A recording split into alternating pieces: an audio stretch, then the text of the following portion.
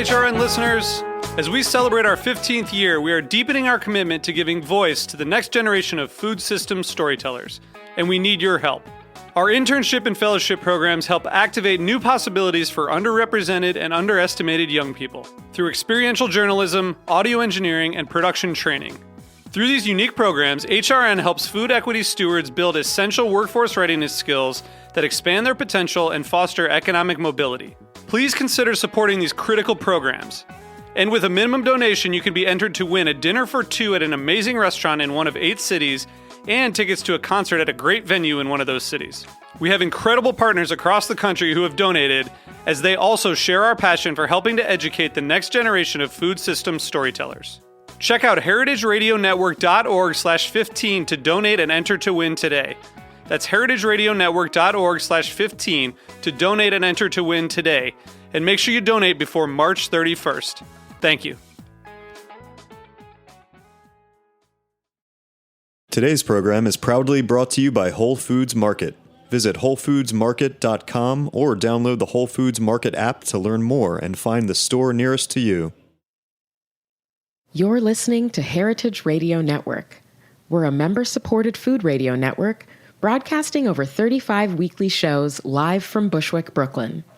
Join our hosts as they lead you through the world of craft brewing, behind the scenes of the restaurant industry, inside the battle over school food, and beyond. Find us at heritageradionetwork.org.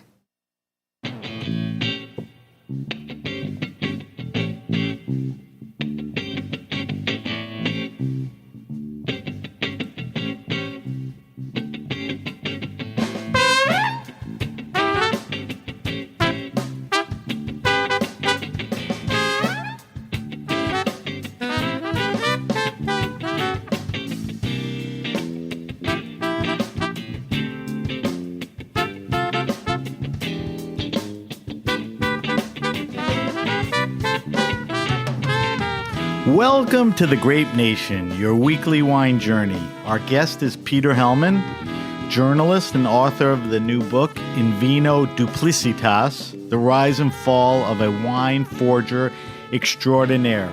We'll talk to Peter about the book, Rudy Kurniawan, and the most notorious con in wine history. Peter and I are going to taste a Cab Franc from Napa, 2008, the year that he got this project started, for our weekly wine sip. I'm your host, Sam Ben-Ruby. Stay with us for the Grape Nation on the Heritage Radio Network. We bring wine to the people.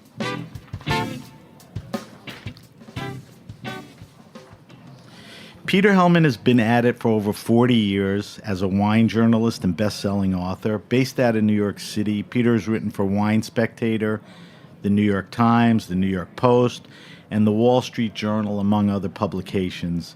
He has penned multiple best-selling books, including When Courage Was Stronger Than Fear, Chief, and 50 Years After Kitty Genovese. Peter started following and writing about Rudy Kurniawan in 2008, which led to his 8th and current book, In Vino Duplicitas. Welcome to the show, Peter. Thank you, Sam. Thank you for coming in. I asked you to come in. I actually sought you out because I saw the book and I knew enough about the story, and I reached out to the publisher and I asked him to send me a book. I read it and I knew that you will be a great guest. So thank you for coming in.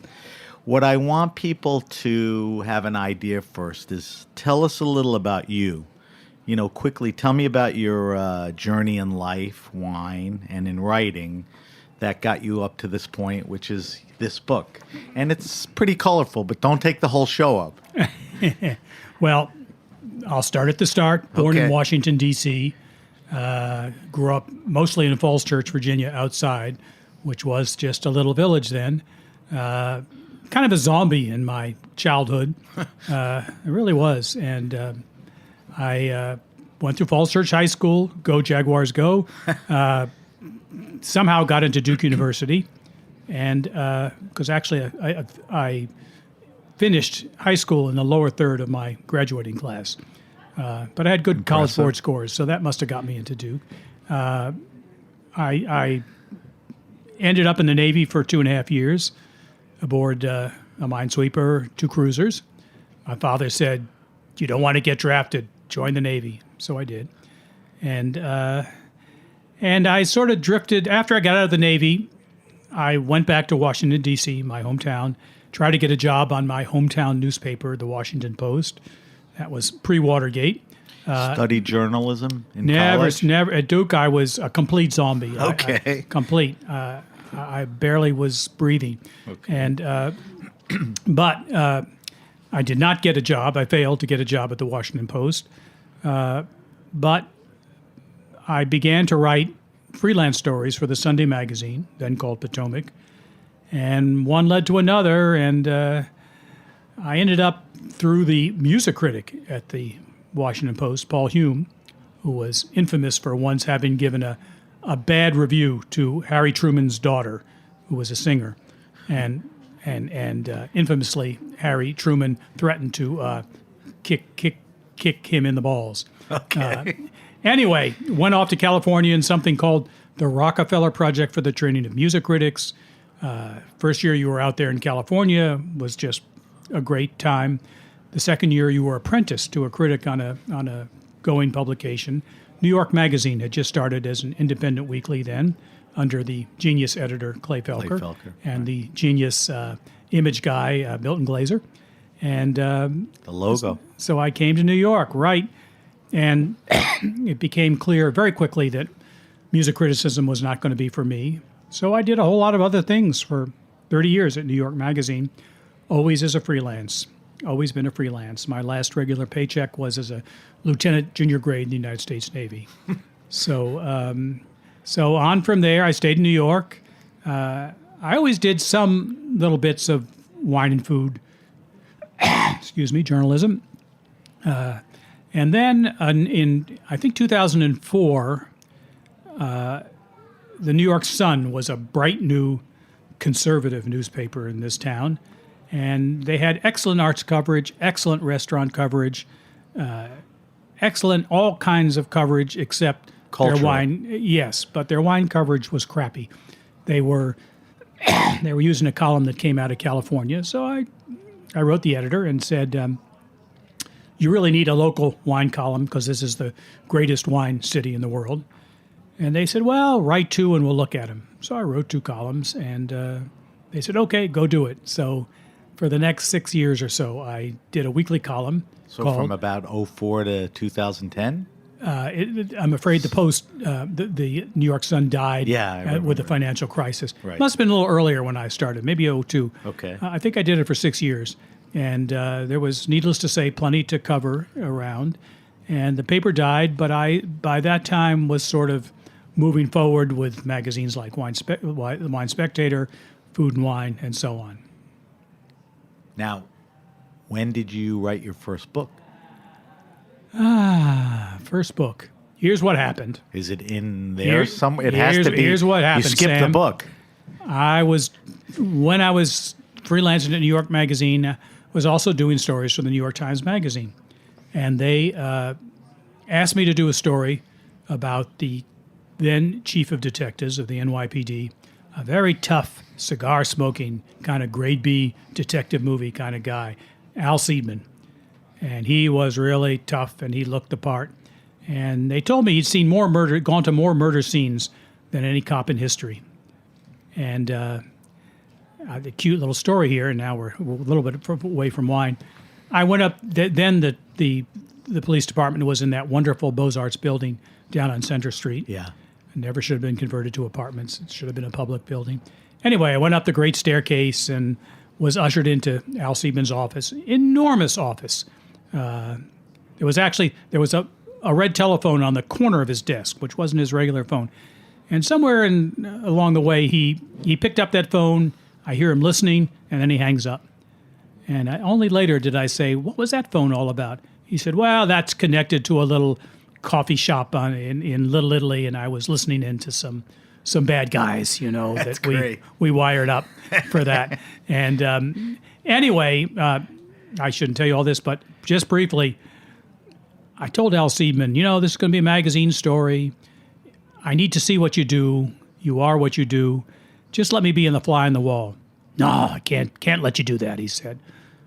I said, well, that's what I need to do an in-depth story. No, I can't let you do that. So I said, well, if you won't let me do that, I can't do the story, and I'll just have to go back to my editors and, tell them that. And then as a last-ditch effort, I said, by the way, did you ever come across my uncle, Ben Hellman? My uncle was an NYPD officer. Benny Hellman is your uncle? Oh, we came in the department together. And that opened the door. Jesus, what a coincidence. Yeah, and I did that story. And just to cut to the chase, the Monday after the Sunday that story came out, Al Siebman retired as chief of detectives, and it became possible to do his memoir of great cases from the files of the chief of detectives, and that was my first book. And the book is called Chief, and Albert's in the front with a big cigar and like a plaid jacket, bigger than life guy. Right? And a pinky ring and all the rest. Right. And then you went on to write other books. But you started this book in Vino Duplicitas. You said it right. Congratulations. Thank you. Not everybody does. Almost 10 years ago, 10 years ago. So the obvious question is, what led you to this book? Why write this book? What was going on where you started focusing on this? I had done some pieces on wine fraud, wine investment for Art and Auction magazine, but not too much. And one Friday evening, around 5 o'clock, I got a call from a terrific wine dealer in Queens, Jeffrey Troy, deals in high-end wines. He said, Peter, you should go down to the Akron, Maryland Condit auction at Crew. Crew was then the kind of temple of great wines. They had two enormous wine lists, telephone book sized, one for reds, one for whites, whatever you want. If it was great, they had it. So I said, why should I go down there? He said, well, they're going to withdraw 22 lots of Domaine Ponceau Burgundies, red Burgundies, at the demand of the proprietor, the fourth generation proprietor of Domaine Ponceau, Laurent Ponceau. What year was this? I'll tell you exactly. It Go was ahead. April 25th, 2008. Okay. And late in the on a Friday afternoon, I had just been to the gym. I didn't really want to take a shower and get dressed and go down, but I knew I better. So I did, and I got down to Crew about 15 minutes into the auction. And Sam, just to let you know how crazy the auction world was then, how many pockets were jingling with all sorts of surplus cash. The lot that was then up for sale consisted of 2 bottles of Dom Perignon Rosé 1959. And the story was that the Shah of Iran bought the entire output of this rosé for the celebration of the 2000th anniversary of his bloodline. And the estimate on these 2 bottles, which, by the way, probably were pretty musty tasting at this point, the estimate was, I think, $5,000 to $7,000. Jeez. As I walked in, John Capon, the auctioneer, hammered them down for $84,000. Holy 2 cow. bottles. Now, I repeat, I would probably not. I would bet those bottles were past their prime. May have been drinkable, but Dom Perignon Rosé wasn't meant to last that long. 20 years, okay. 30 years, okay. But this was way past that. So I took a seat. There was only one seat left. And I did not realize who he was, but a few minutes after I walked in, Laurent Ponceau walked in. He had grabbed a plane from Zurich to JFK, grabbed a taxi from JFK to Crew, and he was there to make sure that his so-called wines, and he knew they were not real wines, we'll get to that, Yep. would be withdrawn. Because he had some discussion with Ponceau, with Capon, and he wasn't convinced they would be withdrawn. So, sure enough, halfway through the auction, and these wine auctions go very quickly, John Capon from the podium paused this fast-paced action and said, well, something a little unusual here. At the request of the Domaine Ponceau, and with the consent of the consignor, Rudy Kurniawan, I am withdrawing the next 22 lots of Domaine Ponceau wines. at which point someone yelled out the F word very loudly. Why? Because apparently he wanted to pay $60,000 a case for some of this wine. Jesus. So that was the moment that got your attention for the project, the story, and moving forward. Fair to say that? It's fair to say that, more than fair. All right, so we're gonna get into everything, but just frame something for me, because you could frame this as well as anyone. What is the allure of collectible wines to all these guys? I mean, there's a passion and the way these guys chase them, and what's the allure? Nothing else. Here's what I think, Sam. There was way too much surplus money rattling around in those days. Wall Street bonuses were huge. Young guys, 23, 24, were taking home a bonus in six figures or more, many times more. So what did they do with that money? They bought a Maserati, Rolex, or they bought a Rolex. Maybe they bought a condo overlooking the ocean in South Beach.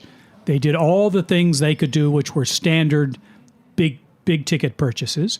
And at some point they said, well, all these other guys like me can do that too. But wine's a little different. Old wine is even more different. It's strange. It's arcane. It's difficult to understand. Why does anybody pay a lot of money for a bottle of 1945 Chateau Petrus? If you do those things, I'm thinking like they thought, it must mean you're cultured. Anybody can buy the Rolex. Not anybody can pay big bucks for a 1937 Romani Conti. So it elevates you into a kind of a priesthood where most other people that you know will say, oh, I don't get it about these wines. So the timing was great because there was a lot of money in the market. There was a lot of new money. So like you said, this was a way to sort of jump class. Absolutely. By becoming a wine collector and all of that. So I think you hit it on the nose. I think wine was that perfect product at the perfect time. If I'll just tell you, just when I think about this, at Crew, Rudy Kurniawan was famous for practically all-night drinking sessions. They'd keep the restaurant open for Rudy and his crew. They drink like crazy. Over a couple of nights, there was a combat, I'll say, between the 1942 La Tâche from Domaine de la Romani Conti and the 1943 La Tâche. Which was better? Well, they had a kind of a head-to-head one night. They had it again the next night, and again the next night. Jesus. I asked Robert Bohr, who was then the wine director. Still around. Right, yes, a wonderful guy. I said, Robert, what did those bottles cost? And he said, well, we gave them away. I said, so what does that mean, gave them away? Put that in dollars. He said, they were only $1,400 a bottle. Jesus. Well, it just shows how skewed things were at the time. That same bottle today would be, I won't say 10 times as much, but getting up close to $10,000 a bottle. Substantially jumped up. If it was real. Right.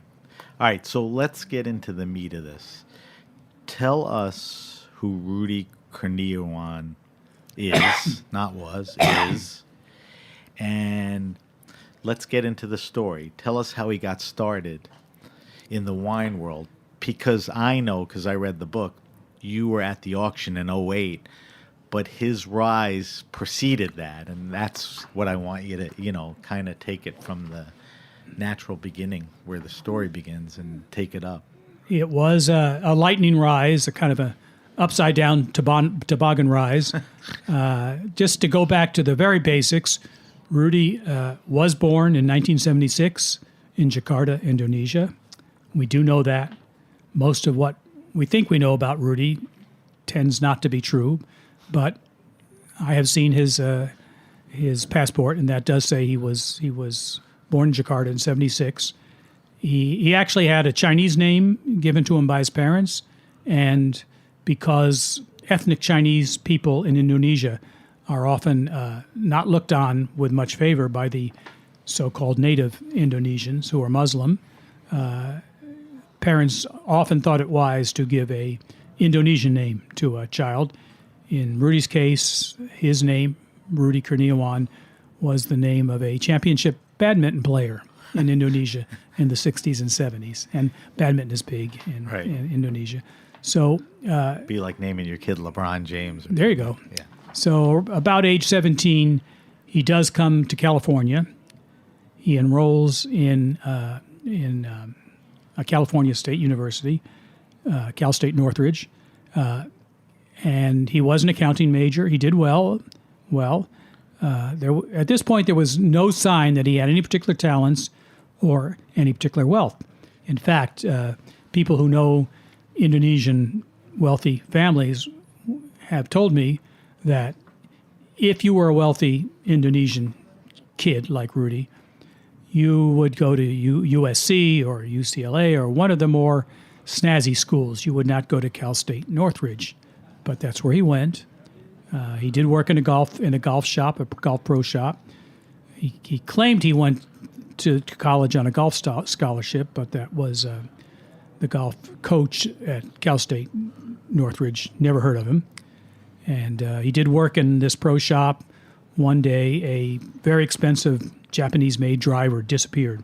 When he was queried about this by the owners, Rudy claimed he knew nothing about it. He walked out and never came back for his next shift. So now we come up to about the year 2000.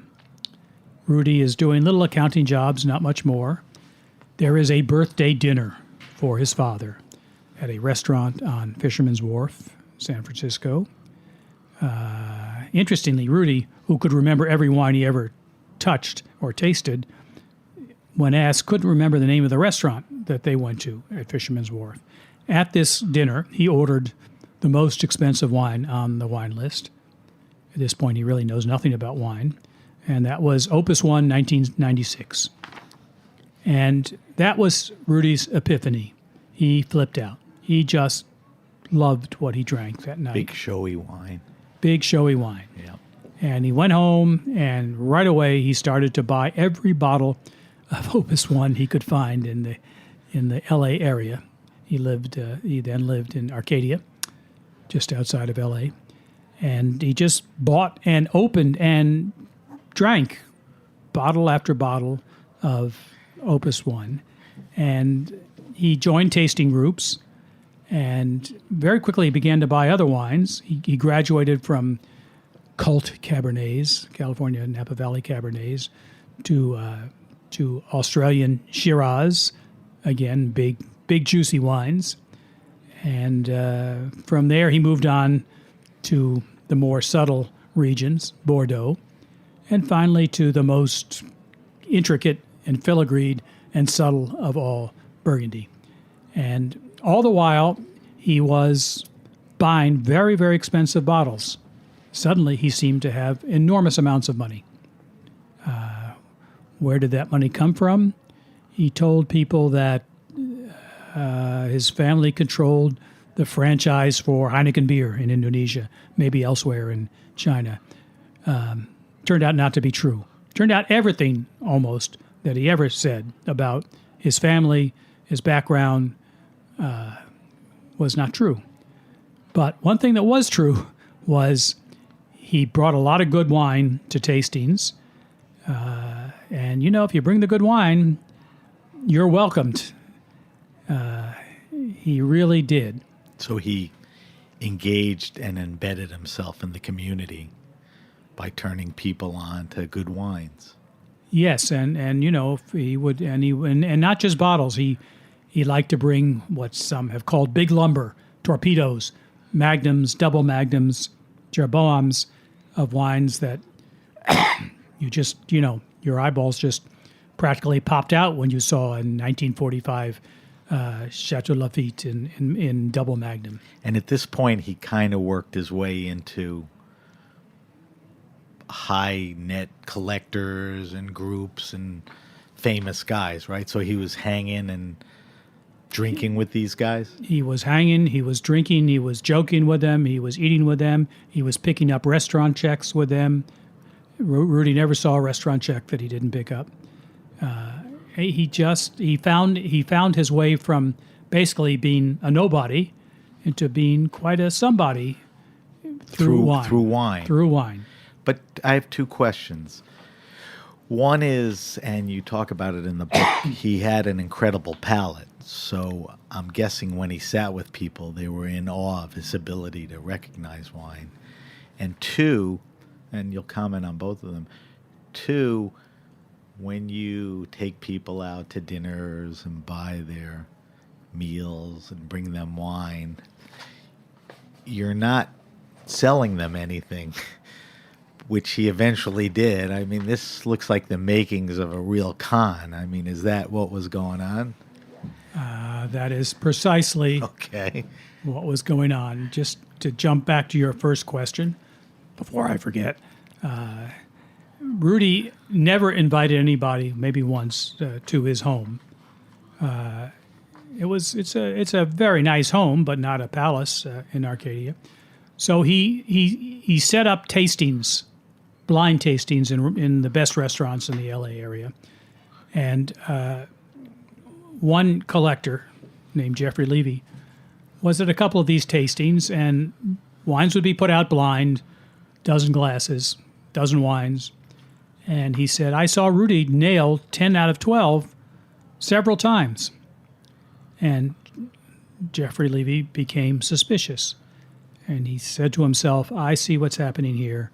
Rudy is tossing $1,000 to the wine director or somebody in the kitchen, and maybe they're writing the names of the wines in small letters on the bottom of the napkin. But somehow he's getting the word as to what these wines are. Can't be this good at this. So Jeffrey Levy said, I'm going to fix Rudy. I'm going to set up a tasting at my house, and I'm going to control every aspect of it. There is no way that he's going to be able to know what the 12 wines are. And so he invited Rudy, and the 12 wines were out on the table, completely blind, and Rudy got 10 out of 12 again. And Jeffrey said, I really tried to fool him. I put Spanish wines in and Italian wines. And he was very close, not only on what the wine was, but what the vintage was. So, there was a famous oenologist, Émile Peynaud, at the University of Bordeaux. And he said, when you think about and observe people and see how acute their tasting ability is, he compared it to having a room full of people, and they're all talking and chatting, and somebody in the next room takes a silver spoon and pings a fine crystal glass. And Peynaud said, the person who isn't too accurate would say, I hear a noise. What is that noise? A person who has a better sense of sound, of hearing, would say, oh, somebody just pinged a crystal glass. And the third person, who's really, really good at this, would say, that's an E flat, and that's perfect pitch. A few people have it. Rudy did have it for wine. Perfect pitch taste buds. Perfect pitch taste buds. Incredible. So he establishes himself in the community, and I guess this sets up, I don't know if it's the rest of the story, the second half, but he becomes a huge buyer of auction wines, a huge consignor of auction wines, and that leads him to the title in your book. I mean, tell me what happens now. Well, nobody, I don't believe anybody, can explain how extraordinarily swiftly Rudy went from being the guy who just tasted an Opus 1, a total neophyte, to being at the forefront of the wine world as a taster, as a buyer, as a seller, as a collector. This happened very fast. So assuming that dinner really occurred, and we can't quite be sure, in 2000, by 2002, he's already well established as a big buyer of wines, as a man about town in the wine world in LA. It just happened so quickly. And I'll just give you one example. Did I answer your second question? We'll get. I forgot it. It'll come back. It'll come back to us.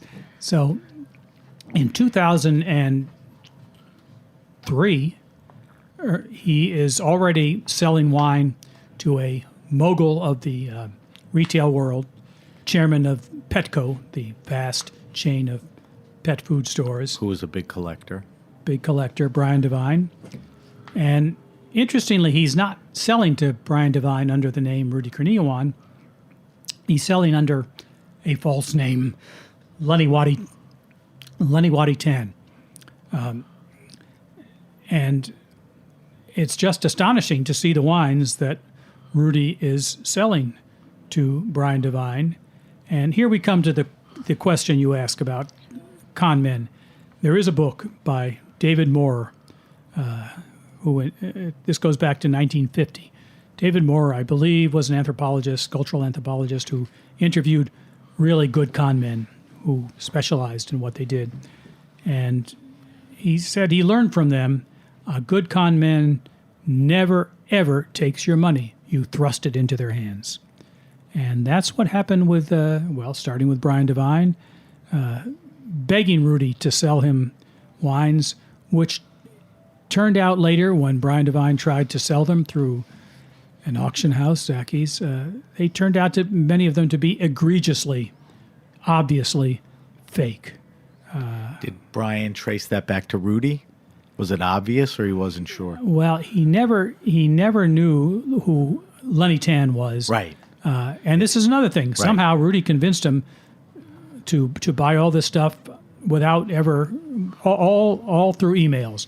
At the end of the day, when it came time to total up how much Brian Devine and other victims of Rudy had paid, Brian Devine had paid $5.5 million. Jesus. And then he tried to sell the wine. And you can't imagine how silly some of these things were.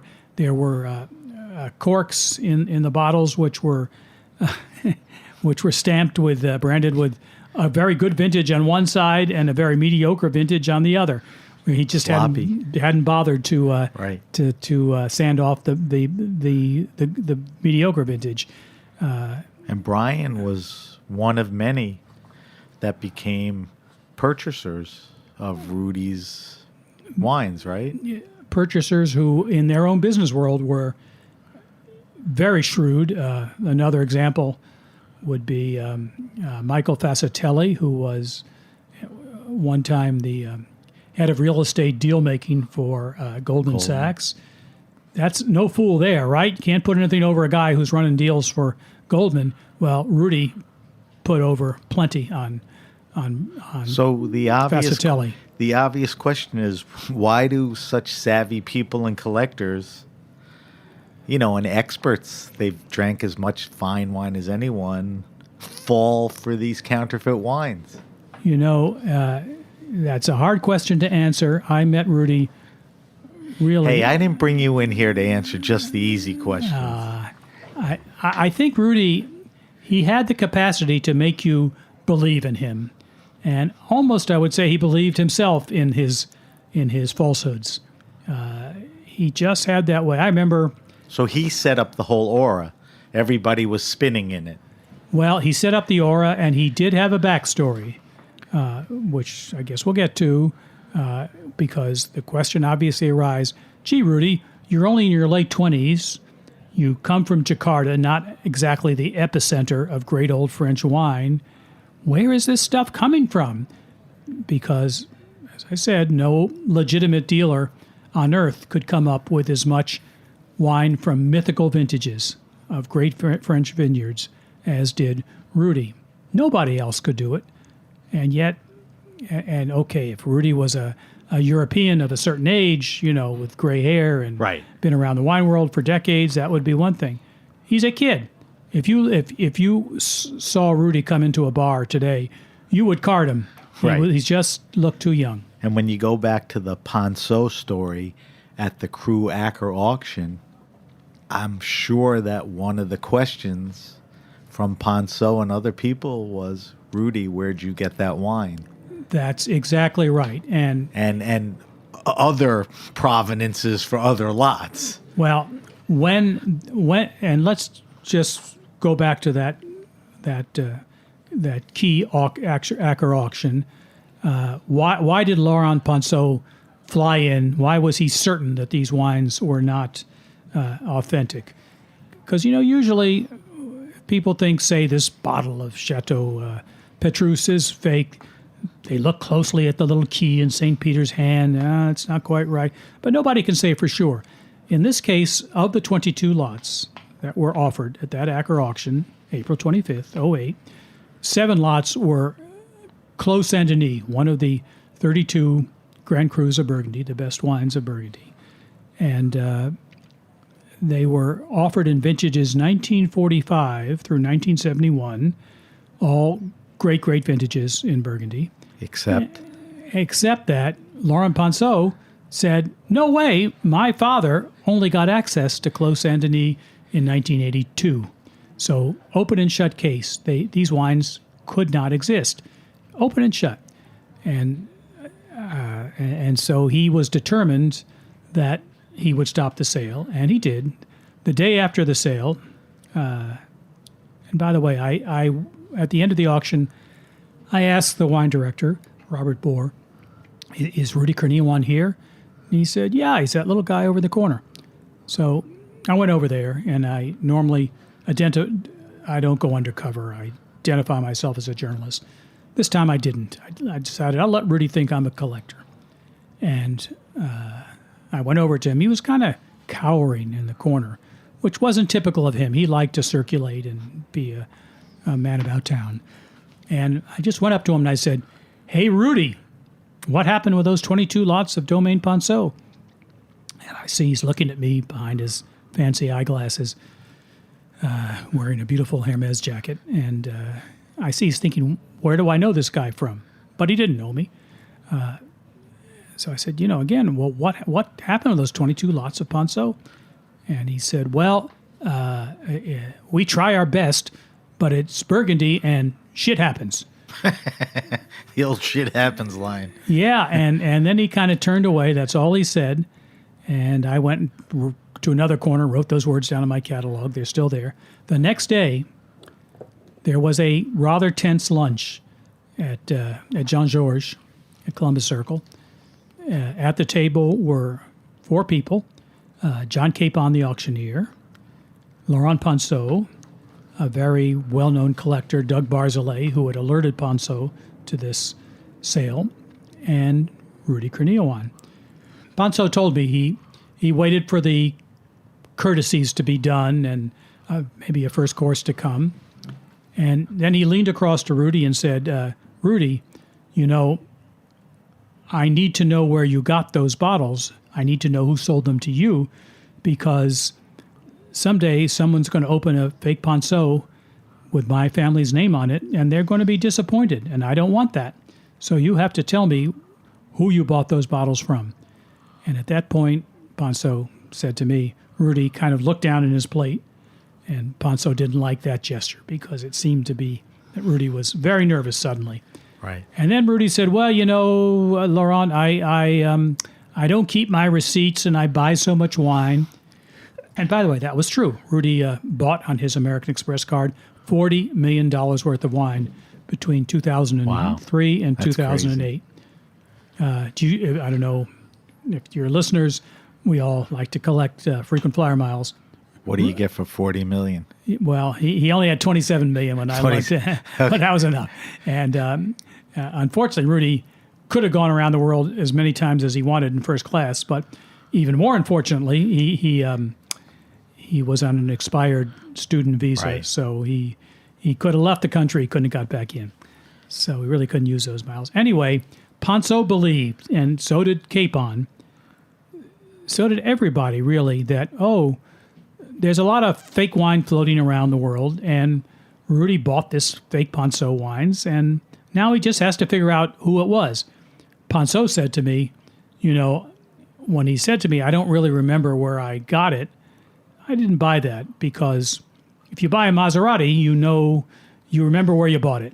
And it was very revealing. Very old Ponceau wines, yeah. You would remember from whom you bought them. Right. Peter, we have to take a quick break. When we come back, I want to finish up the story. I want to talk about some of the players, the collectors, the auction house, We talked about the winemakers, the law enforcement people, the wine world in general. So we're going to take a quick break. My guest is Peter Hellman, author of Vino Duplicitas. We'll be right back. You're listening to The Grape Nation on the Heritage Radio Network.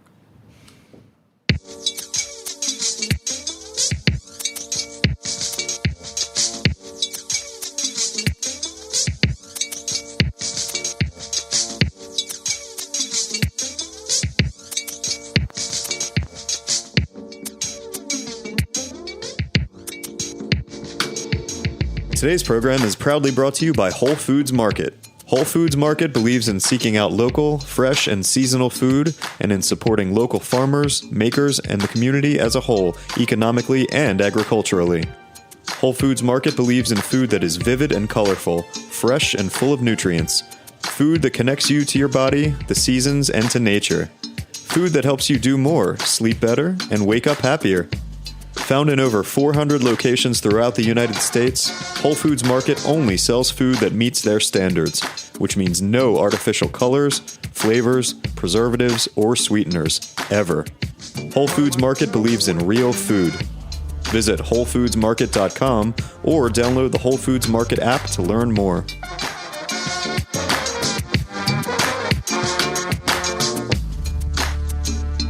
All right, we're back. We're back with my guest, Peter Hellman. Peter is the author of Vino Duplicitas.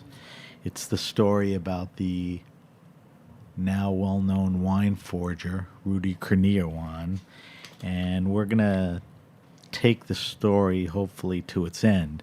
Now, Peter, we set up who Rudy was and what he was doing and how he did it, who he did it with. Along the way, there were a lot of people that were involved. We talked a little about the auction house. We talked a little about some of the collectors. We talked about the winemakers, how major of a part Ponceau played. It eventually became a legal issue, and there were some interesting people involved in taking Rudy down.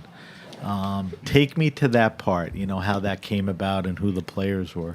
Let's start by saying that nobody had ever been, no defendant had ever been tried for counterfeiting wine in the U.S. in a federal court. First time for a wine counterfeiting case. Yeah, and if you look at where Rudy was tried, the Southern District of New York, there's a lot of stuff going on that they had to deal with, which were priorities. There's terrorism, big time drug dealers, Wall Street fakes. So the feeling on the part of the U.S. attorney was, we have important things to do. If some uncaring or careless billionaires want to spend a lot of money on wine that turns out to be fake, as the French say, tant pis, too bad. We can't spend the taxpayers' money on that.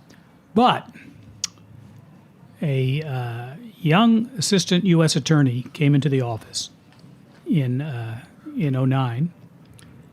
Jason Hernandez, a second-generation Cuban-American, and total wine nut, crazed about wine, a true winola. Jason... This is New York Southern District? Downtown here in New York, okay. Yes. And Jason had read a story in The New Yorker by Patrick Braden Keefe about the so-called Jefferson bottles, which is another story. Right. And just as fake. And he knew that Bill Koch, one of the four Koch brothers, had hired FBI agents to gather information about the purveyor of those bottles, Hardy Rodenstock, an Austrian. And what Bill wanted was to collect information, pass it in a dossier to the U.S. Attorney's Office, and hope that they would decide to prosecute. But they didn't. Meanwhile, Rudy Kurniawan begins to show his face in wine circles, and Bill collected information about Rudy Kurniawan. Why? Because he discovered he had bought fake wines that were sourced from Kurniawan. He didn't know at the time they were Rudy wines, but eventually he did. And so there was a dossier that got fatter and fatter, But nobody wanted to bother with it until Jason Hernandez came in the office. And he, being a true wine lover, asked if he could begin to work on the case, which he did with a veteran FBI agent, very tough Bronx-born guy, Jim Wynn, who was the head of for 30 years, head of the art fraud squad within the FBI. And together, they began to look at, they forgot about Hardy Rodenstock. The statute of limitations had run out, but it hadn't run out on Rudy, and he was active. And so they, through a grand jury, subpoenaed Rudy's bank records, his credit card records. I only learned this in the process of investigating this, but you can subpoena those records, but you need a search warrant for somebody's emails. And they got a search warrant to search Rudy's emails. And as they sifted through these emails, they began to see unusual things, which indicated perhaps that Rudy wasn't just buying fake wine and not realizing it was fake, but maybe he was making it. For example, Rudy bought $13,000 worth of French wax, burgundy-colored French wax, Bottle brittle wax. sealers. Yeah, now if you've ever chipped the wax off the top of a bottle, you know it makes a big mess. Pain in the butt. And he would ask, I don't want soft wax, I want brittle wax. So why was he doing this? Jason Hernandez and Jim Wynn asked themselves. It just doesn't, could only be one reason. He must be using this in counterfeiting. And there were many others. He was buying a lot of different kinds of antique papers suitable for printing labels with. So no real focus on the idea of him making wines until these guys got into all of this? Nobody was thinking or talking about that? They really didn't. Wow. And just one more example of what raised their suspicions. Rudy there was a series of emails in which Rudy was offered for purchase 800 bottles of very old, commercial grade, not meant for cellaring, not meant for auctioning, Burgundy wine from a firm called Patriarch. Was not great wine. It wasn't the equivalent of a Domaine Ponceau. So he's offered this wine by a dealer in Merceau in Burgundy. Rudy writes to the dealer, are the bottles hand blown or are they machine molded? How dark is the glass? Is there like a crust on the neck of the bottle? When we hold bottles, a sediment forms in the base of the bottle, but after decades, a sediment also forms, if the bottle has been sideways, along the neck. And that's a really crusty sediment. It takes 30, 40 years for that really to happen. Yes, that sediment was in the neck. Rudy buys all 800 bottles, going back to 1908. Pretty specific. Pretty specific. And shall we just say a little bit what he did with those bottles, or you want to wait on that? No. Those bottles arrive at his house in Arcadia, and he pulls the cork on, let's say, a 1959 Clos Saint-Denis, which was among them, Patriarch Clos Saint-Denis, not Domaine Ponceau. And he knew that 1959 was a very hot vintage in Burgundy. Rudy didn't respect vintage character. Hot heat-wise. Heat-wise. Not popular hot. Right, no. Which has an effect on that year's vintage. Yes, although... So he knew the characteristics. For collectors, 1959 was a gem of a year. Right. But the wines were a little darker in color. They had more forceful aromas. They had more intensity. And Rudy knew that. And so he would pull the cork on a 59 Patriarch, commercial grade, Clos Saint-Denis, pour out half the bottle, and he'd pour in, I'm just being general here, half a bottle of a very good quality California Pinot Noir, same grape. And he would mix and match. Fruitier. Yes. He just mix and match and mingle until he got to the point where when people would drink this wine, they would say, oh, it's got the funk of old Burgundy and it's got this crust in the neck and it's a hand-blown bottle. And when I taste it, I get this kind of barnyard out of it. But underneath is this youthful fruit. It's amazing. After, half a century, it's still got youthful fruit. This is the glory of Burgundy. That's crazy. So he really got all the vitals right. Plus, as we said earlier, his palate helped him, replicate that. The palate was really the key because he Yeah. was very close on these wines. All right, Peter, we only have a few minutes, so we have to bring the story to its natural end. So I'm going to rush you to that because before I chase you out of here, I want to taste a little wine with you. Yeah, let's do it. So Rudy turns out from the FBI is making wines, and this is where all these wines are appearing. So take that and take it to the end. Okay. Jim Wynn and Jason Hernandez assume that Rudy must have a hidden wine counterfeiting workshop somewhere, maybe in Chinatown, in L.A., or maybe down by the docks, maybe in Long Beach, somewhere well hidden. On the morning, at 6 o'clock on the morning of March 12th, 2012, they banged on his door.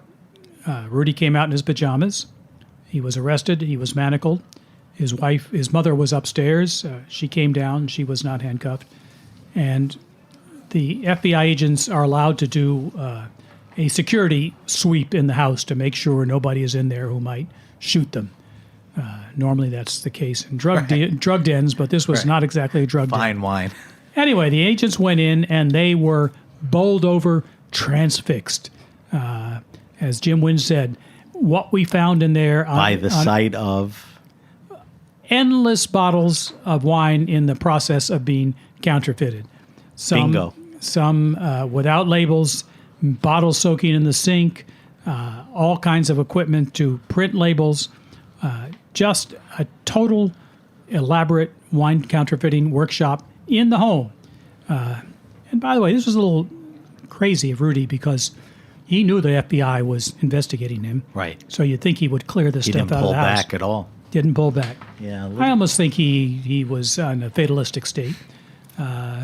So he was arrested that day. As I say, nobody had ever been prosecuted for counterfeiting wine, but Rudy was in a New York courtroom. The trial occurred in late December 2013. He was found guilty by the jury. He was sentenced by the judge to 10 years in prison, and he is serving out that sentence now in a prison in way out of the way Taft, California. Right. They don't have a delicious ribeye with a beautiful Bordeaux there, I'm guessing. Maybe he gets the ribeye, but he won't get that. And I often wonder, Rudy was tasting wine every day and drinking wine, and suddenly he went cold on this. It must have been hard on him. So that's the story. I mean, the detail, and I read the book, is incredible. I mean, the character development, everything Peter touched on really goes into depth. The name of the book is In Vino Duplicitas, The Rise and Fall of a Wine Forager Extraordinaire, which is really the story of Rudy Kurniawan's con. I think you got a good taste of it, but if you really want to get into it, you have to pick up Peter's book. Before we leave, I want to get a little wine into Peter. Every week we taste a different wine on air. For our weekly wine sip this week, we're going to taste a 2008 California Cab Franc. I picked the 2008 because that's the year Peter got into the story. So there's the significance. I'm very touched, Sam. It's a Larkin. This guy, Sean Larkin, pretty much specializes in just Cab Franc. It's from Napa. Cab Franc is an interesting wine. I think this will probably show big and bold, but Peter and I are going to figure that out. So, Peter, you have a glass of wine in front of you. We have a few minutes to evaluate this. So this is a 2008 Larkin Cab Franc. There's not a ton of Cab Franc only wines in Napa. This is about $55-65 available in better wine stores. You can get some on auction and all that. All right, so it's got that deep color, right? Not too much no breaking sure on does. the edge. All right, let's give it a sniff. I pick up dark fruits. Not picking up much oak or anything for California. Not much oak, and I'm with you on the dark fruit. Dark fruits. I think Cab Franc is usually it's a somewhat restrained Yeah, it is a grape. It's not it's a... meant to be it reaches its glory in Chateau Cheval Blanc in France, but I think you're right. The black fruits are there. It is somewhat restrained. All right, so let's give it a taste. Let's go mouthfeel first.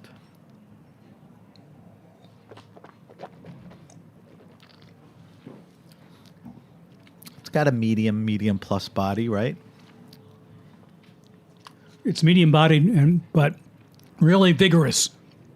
And I'm amazed at When the you age say it is. vigorous, what do you mean by vigorous? I think I'm getting a lot of good acids coming up So it's from the it. acidity is still pretty good. The acidity is great, for almost, and it's not, and the fruit is not diminished. So all right, so now so the mouthfeel, it's a medium bodied. Now let's talk about the palate.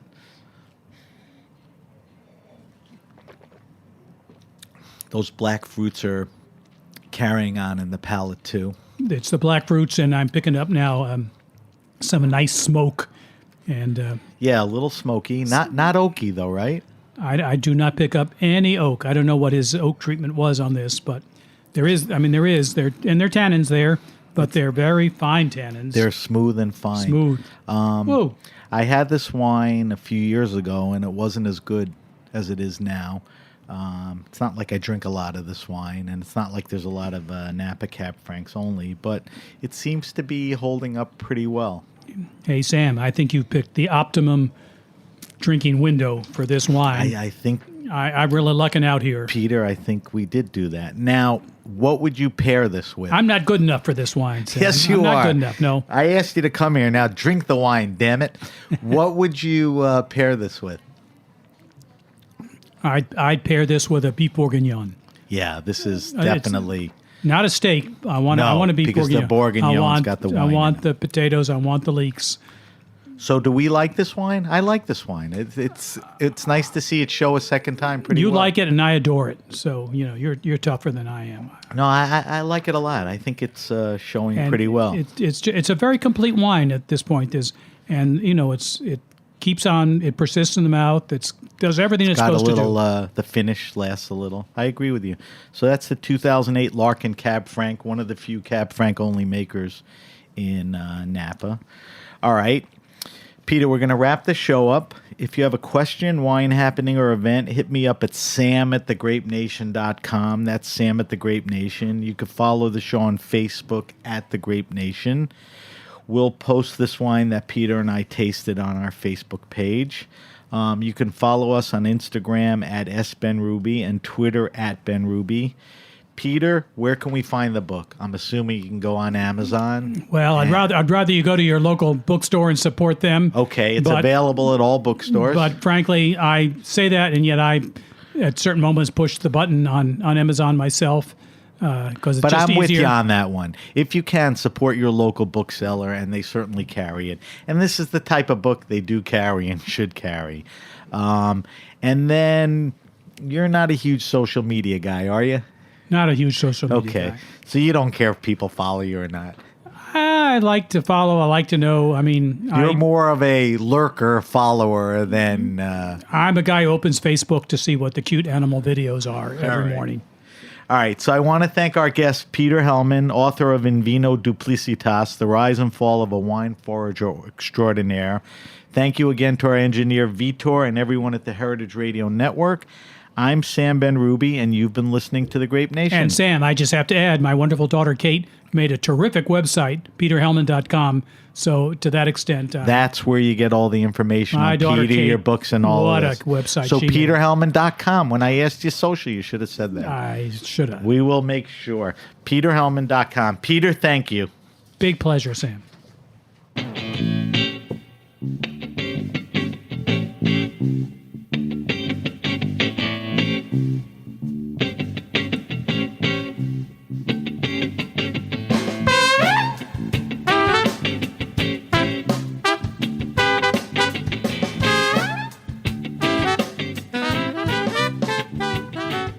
Thanks for listening to Heritage Radio Network, food radio supported by you. For our freshest content and to hear about exclusive events, subscribe to our newsletter. Enter your email at the bottom of our website, heritageradionetwork.org. Connect with us on Facebook, Instagram, and Twitter at heritage_radio. Heritage Radio Network is a nonprofit organization, driving conversations to make the world a better, fairer, more delicious place. And we couldn't do it without support from listeners like you. Want to be a part of the food world's most innovative community? Rate the shows you like, tell your friends, and please join our community by becoming a member. Just click on the beating heart at the top right of our homepage. Thanks for listening.